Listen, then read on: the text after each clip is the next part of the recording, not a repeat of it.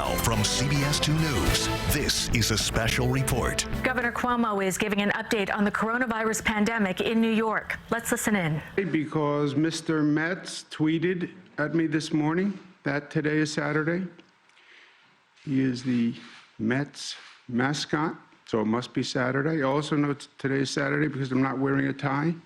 That is a cue to me to understand that today is not Saturday. Today is Saturday of Memorial Day weekend. It is day 84. Yesterday, a number of my young superstars said to me, this is Memorial Day weekend coming up, and we've been working for 83 straight days. Maybe we do something different. Maybe we take a day off, is what they were trying to suggest. I said, okay, tomorrow I'll stay home. So I am at home today. I never said I wasn't going to work, but I said, tomorrow I will stay home. And I am at home today, but we are working, yes, 84 straight days. When the COVID virus takes a day off, we will take a day off. It's very simple. We're in the New York State Executive Mansion. It's not really my home, it's the people's home. It is the residence for governors in New York. It's a great old house. It was built in 1856. The state acquired it in 1877. They were building the state capitol, which was going to finish in 1899, which was and is really a beautiful architectural masterpiece. And the governor's residence is just a stone's throw from the state capitol. And the two work together. The Capitol was the place for business, and the governor's residence was the place for social events and for gatherings and to entertain legislators. It's been home to 32 governors. You had 3 governors who served as President of the United States from New York. You had Grover Cleveland, you had Teddy Roosevelt, and you had FDR, who's between FDR and Teddy Roosevelt, they were the two really historic governors who went on. You had Vice President Nelson Rockefeller, also lived in this home. But it's very much a museum, and it is beautiful. I don't know that you can fully appreciate it today, but we have great artifacts in this home. We have the wheelchair from FDR that he used when he was in this house. It's the wheelchair that he also would go into a pool, which is in the back of the house, which was a pool that he exercised in. It was very important for FDR, obviously, to keep his upper body very strong. He was holding himself up. And swimming was his exercise, and that's his wheelchair. We have a great portrait from FDR that hangs in the drawing room. We have a great bust of Teddy Roosevelt, which was done by Baker, who is an extraordinarily gifted artist, and that's here. We have great art all through this home. The New York State Museum provides art, but we have pieces by Durand here, by Frederick Church, and it's just, you can't appreciate the scope of the home, but the whole first floor is just magnificent. It can hold several hundred people, and we do a lot of good work here. My mother did a restoration of the mansion back to the historical, accurate portrayal when she was here, and it's still basically very much the same way. So it is beautiful. It's open to the public. We have a website that people can go to, and it's really worth seeing. On the numbers today, the news is good news. It has been good news, but every day is a new day, and it's good to see it continuing. The number of hospitalizations are down. The change in hospitalizations is down. The intubations is down. The number of new cases, new COVID cases walking in the door, which is a very important number, that's down. And the number of lives lost is down to 84. 84 is still a tragedy, no doubt. But the fact that it's down as low as it is really overall good news. I had a conversation with a healthcare professional once, and I said, you know, what what number should I be looking to get down as a bottom number on the deaths? And the doctor said, it wasn't our health commissioner, he said, if I were you, I would look for 100. You want to be below 100. And I said, why 100? He said, well, people are going to pass away when they're ill, and often it's pneumonia or it's something else. But if you can get under 100, I think you can breathe a sigh of relief. When he said this to me, we were in the hundreds and hundreds, and getting below 100 was almost impossible. But I made a little note. You know, you need something in life to shoot for. You need something to aim for. And it's not official. I don't even know if it was 100% accurate. But in my head, I was always looking to get under 100. And we're under 100. Doesn't do any good for those 84 families that are feeling the pain. But for me, it's just a sign that we're making real progress, and I feel good about that. We've been talking about reopening and how we proceed with reopening. It's been different in different regions all across the state. We have criteria all across the state that applies to every region. There is no variance in the criteria region from region. There is no political difference. There is no local differences. What's safe in Buffalo is safe in Albany, is safe in New York City. And I want people to know where we are with these criteria, and that's why they're on the website, and I encourage people to go look at them every day. They are controlling what's happening. This is all a function of what people do. This has nothing to do with government, nothing to do with anything else. This is what people do. And New Yorkers have been great in understanding the situation and responding. In the Mid-Hudson area, Westchester, Rockland, Dutchess, Orange, Putnam, Sullivan, Ulster, we have met the criteria for the decline in number of deaths. That was the issue that we were having with the Mid-Hudson region. The only open issue is we have to train tracers. No region opens before it's ready to open.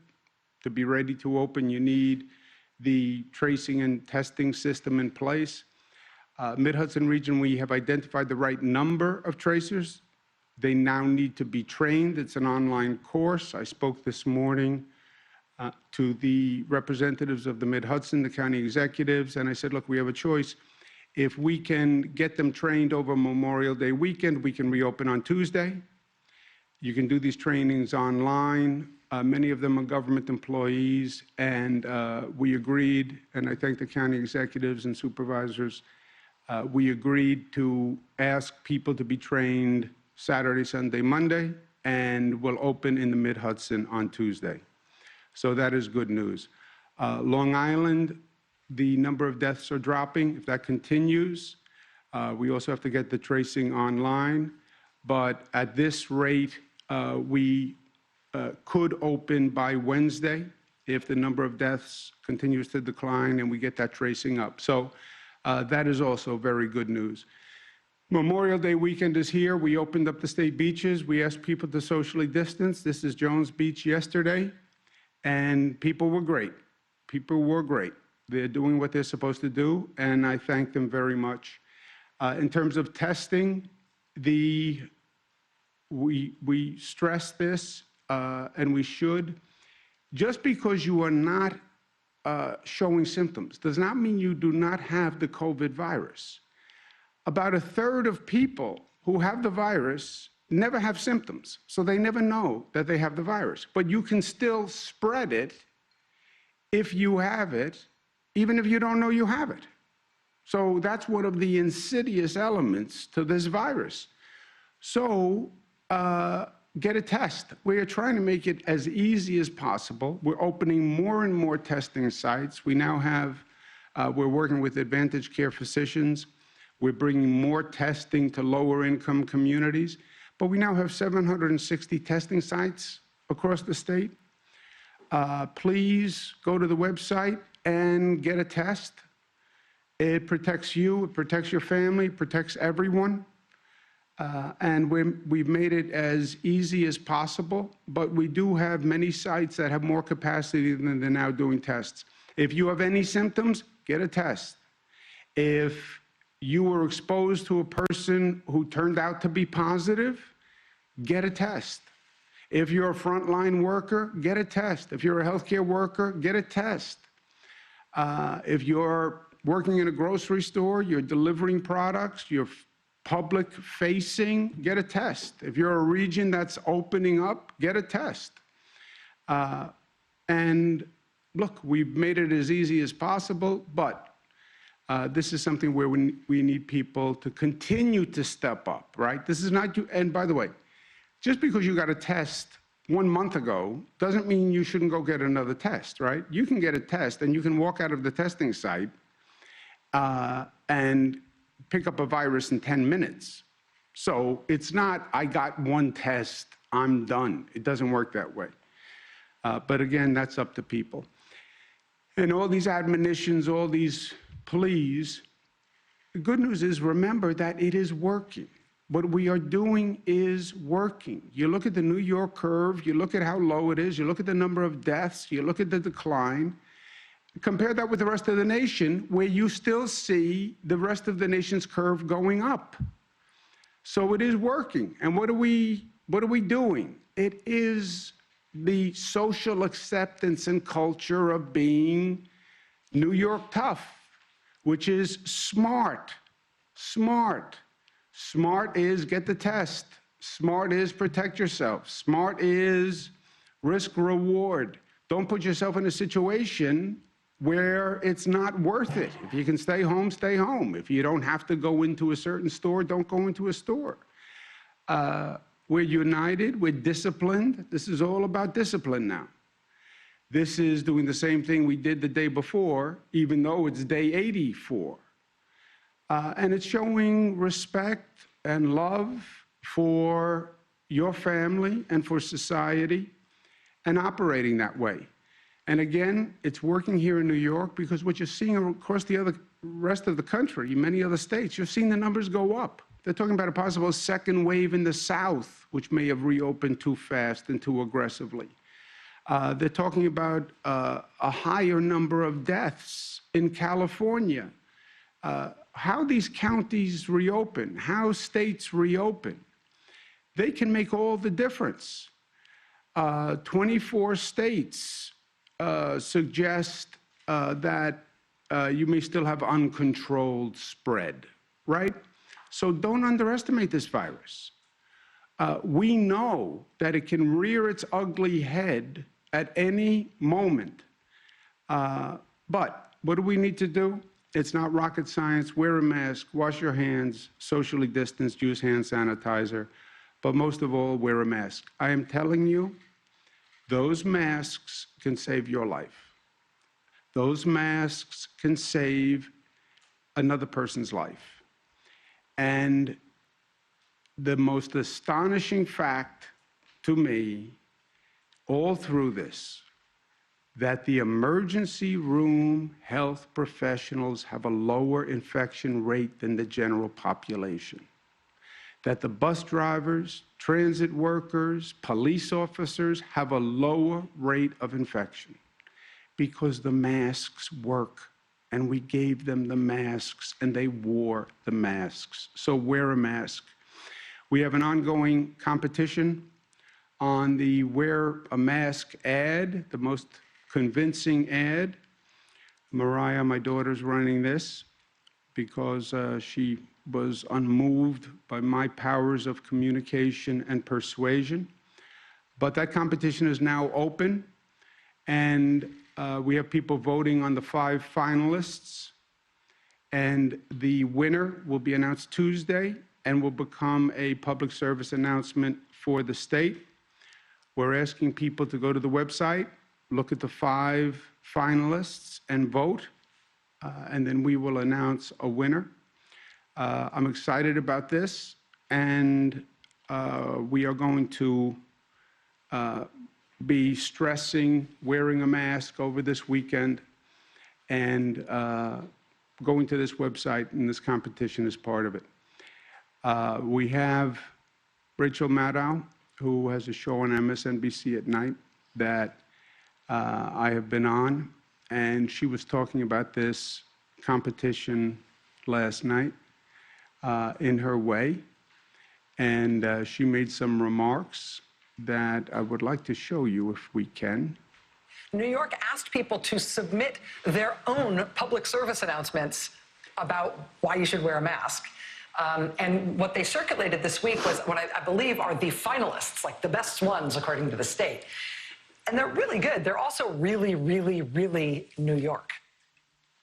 Now, that really, really, really New York comment, Rachel is by birth a Californian, I believe. Really, really, really New York. I'm curious what she meant by really, really, really New York. So I want her to do New York a favor and go look at the 5, pick which ad she likes best. And I'm asking all New Yorkers to go and vote on which ad they like best. But I'm really, really curious what Rachel thinks is the best of the 5 ads. So I'm publicly asking her to go look and vote and let us know what she likes best of the 5. We are also posting some honorable mentions because we had over 600 submissions, and I'm telling you, they're phenomenal. I've been watching them. They are just phenomenal. But we have an honorable mention category. We want to show you 5 more videos now that are in the honorable mention category. Hey, buddy. Can you put on your mask? Why? I feel fine. It's called asymptomatic. Well, look it up. It's not about you. It's about your neighbor. The essential workers. My grandma. All right, I've got it covered. It's up to us, New York.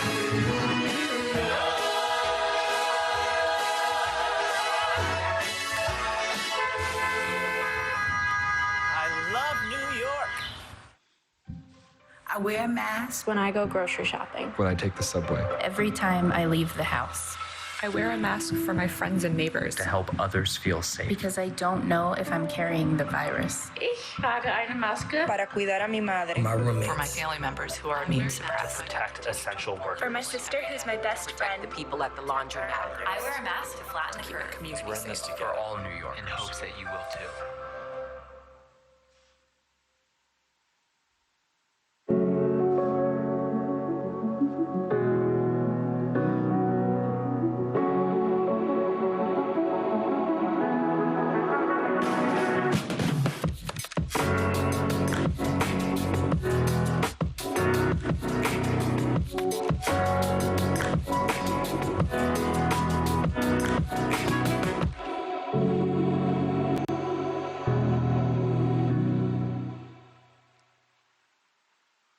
COVID-19 has put New York on hold.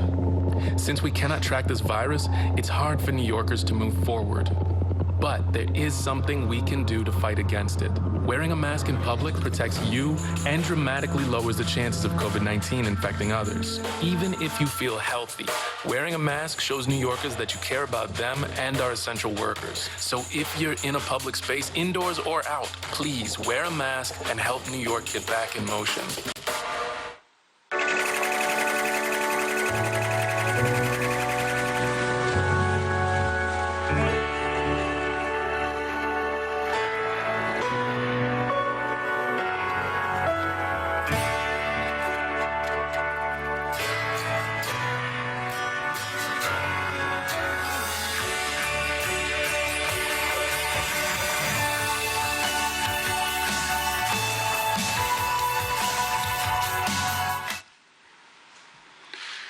Okay, last point in this house, staying here, and as I said, it really feels like a museum in many ways, but you can't ignore just the number of greats who lived in this home, historic greats, what FDR did, what Teddy Roosevelt did, and I read a lot of history. New York tough.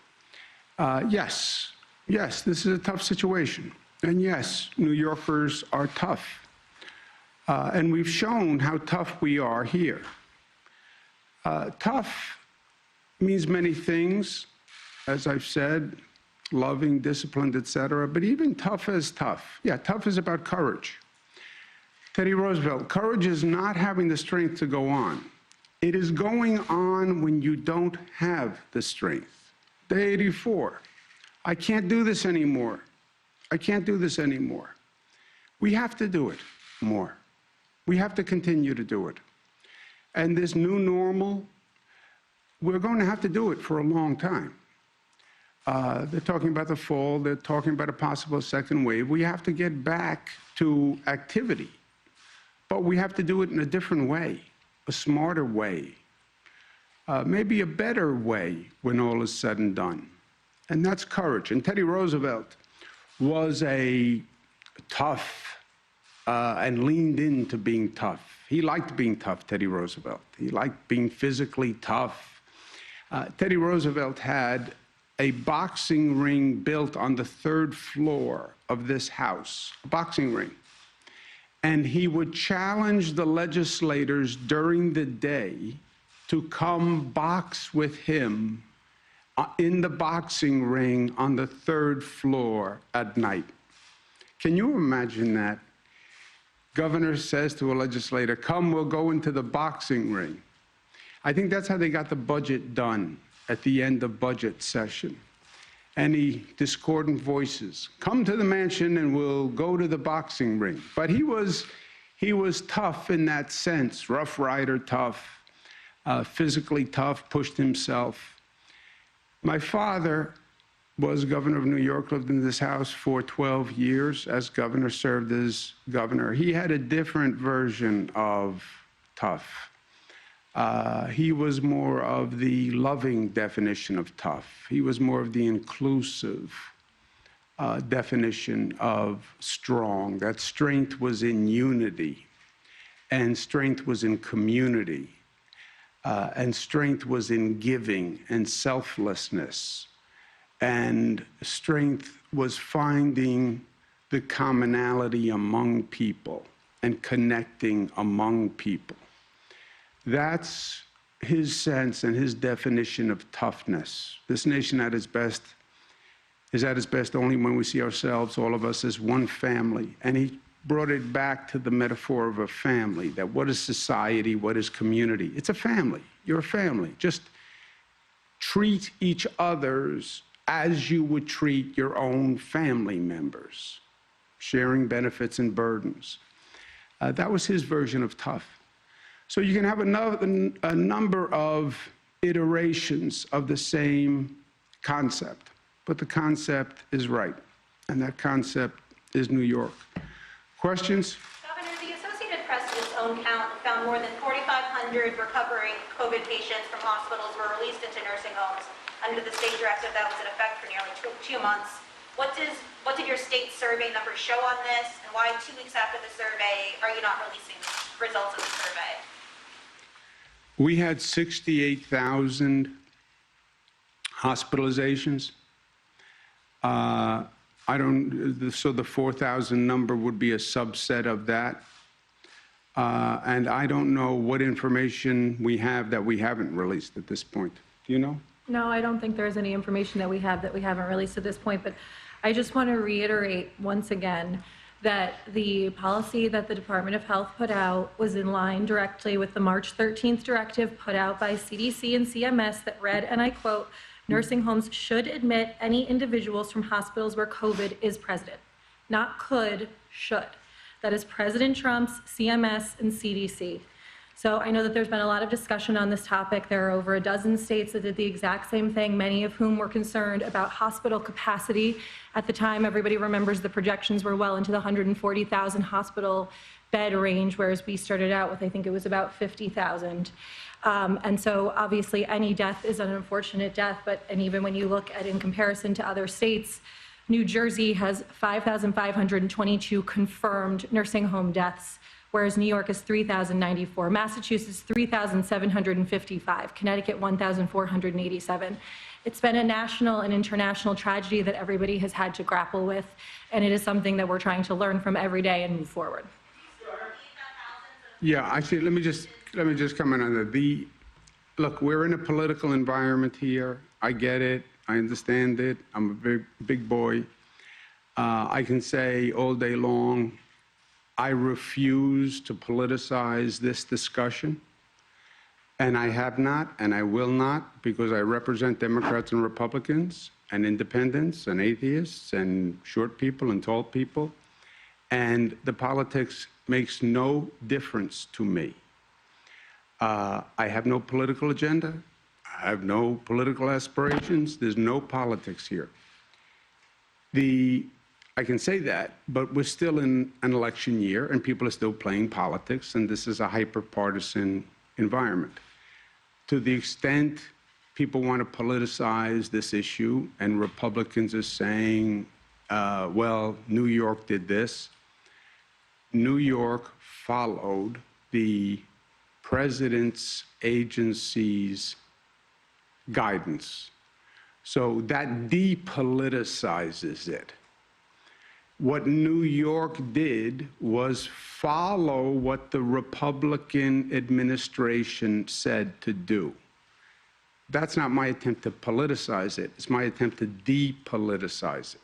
So don't criticize the state for following the president's policy. Do you believe that having thousands of those patients coming into nursing homes had absolutely nothing to do with the high number of infections and deaths that we've seen in New York? Yeah, we've gone through the infection rate many times, and nothing has changed. The 3 regions that opened last weekend, how likely is it that they'll enter phase 2 in this coming weekend? We're watching the numbers. We're watching the numbers. We said 2 weeks between phases. That's a rule of thumb. There is no magic or science to that. That's not a hard and fast number. That, where the 2 weeks comes from is, quote unquote, experts say that's the margin of time that you have to leave to see if an infection did increase, and then the infection incubated, and then the infection manifested, and then the person got ill, and then the person went into the hospital. That would take about 2 weeks. But if you see no increase in any of the numbers, could you accelerate that? Yes. Did they decide to move to phase 2, or do you decide to move to phase 2? Just procedurally. The phase 2 is different than phase 1 because phase 1 is basically a hard start or stop, right? Either you hit this number or you don't hit this number. Phase 2, and Rob will correct me if I'm wrong, phase 2 is more a judgment call of when have the numbers stabilized. To the extent there is an increase, can you explain the increase, or is the increase problematic? But I don't think we have the 2 weeks I explained, I don't know that there are a hard set of numbers for phase 2. No, the 2 weeks is not set. As the governor points out, it relates to the CDC guidelines in relation to the 14-day incubation period. However, to go to phase 2, we would modify the executive order and then put out all of the guidelines for all of the phase 2 industries. So those are being prepared now, those will be ready. So if we don't see any uptick in the health metrics, and it says, as the governor pointed out previously, you still have a green light, nothing has gone to yellow, then those regions would move to phase 2. We're monitoring each region. Yesterday you signed an executive order allowing gatherings of up to 10 people. How do you think that's going to affect the infection rate in the state and the state's ability to reopen? Theoretically, it shouldn't. It's a CDC guideline, also, the 10 people, gatherings up to 10. And look, it's the same answer to all of these questions, right? It depends on how people act. You can have a safe gathering of 10 people. You can also have a wholly unsafe gathering of 10 people. You can have an unsafe gathering of 3 people. You can have an unsafe gathering of 2 people. It only takes 2. Or you can have a safe gathering of 10. You know, it depends on what people do. Did you feel pressure to make that move due to the night flu lawsuit that was filed on Friday?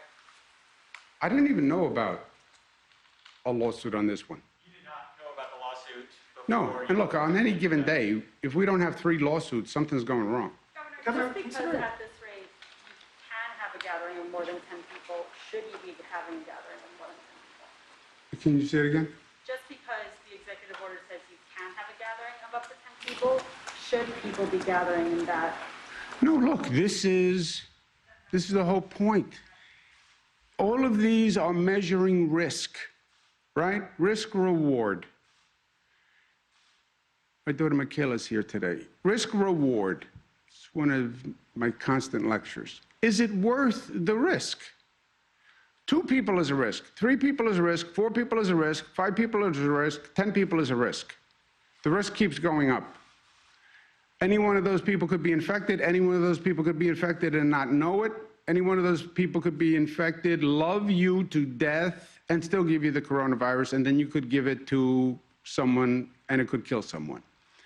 So is it worth the risk? You have to make that judgment. That's why I'm saying it has nothing to do with government at the end of the day. What is my role as governor? I have a whole operational role, get the hospitals running, get testing, get tracing, et cetera. But vis-a-vis people and the virus spread, I just give them the information and then say, please, here are the facts, please exercise diligence and judgment, please, please. And here's what happens on you if you don't. And here are the facts, and now you weigh the risk reward. But if you don't have to be with a group of 10 people, don't be with a group of 10 people. It doesn't mean, okay, governor signed an executive order up to 10, let's now have a party of 10 people. No.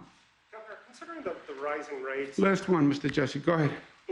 Considering the rising rates in highly populous regions like Los Angeles County, Illinois, Texas, places that do a lot of travel in between New York and those locations, is there anything that you are considering, like future measures, to stop that second wave, considering that those regions seem to not have this under control?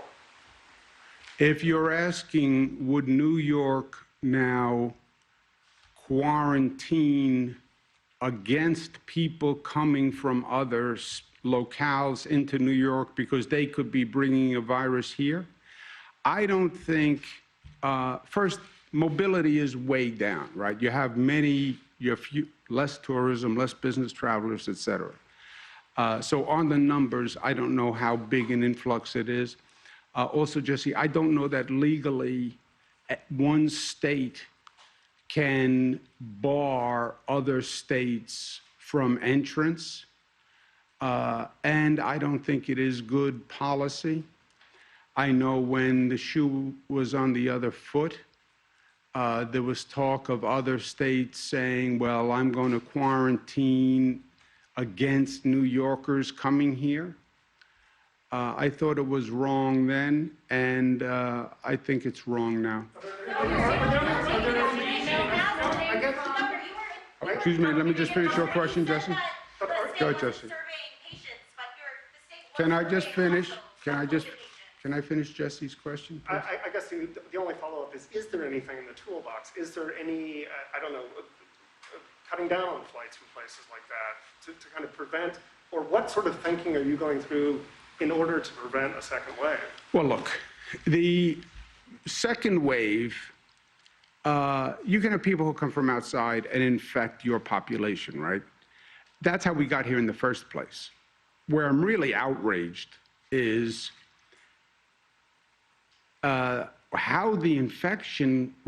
we got infected from Europe when nobody told us. It was all about China, and we're all looking to the West on people coming from China, China travel ban. Meanwhile, it came from the East, and it came from Europe. And nobody ever said, watch out for those European travelers. They could be bringing the coronavirus, because by the time we closed down China, the virus had already left China and was in Europe, and then we have 3 million Europeans come. That's how this happened, which is still mind-boggling to me, that with all these global health organizations, with all these global health experts, public health experts, federal agencies, whole alphabet soup, nobody realized that the virus had left China and gone to Europe?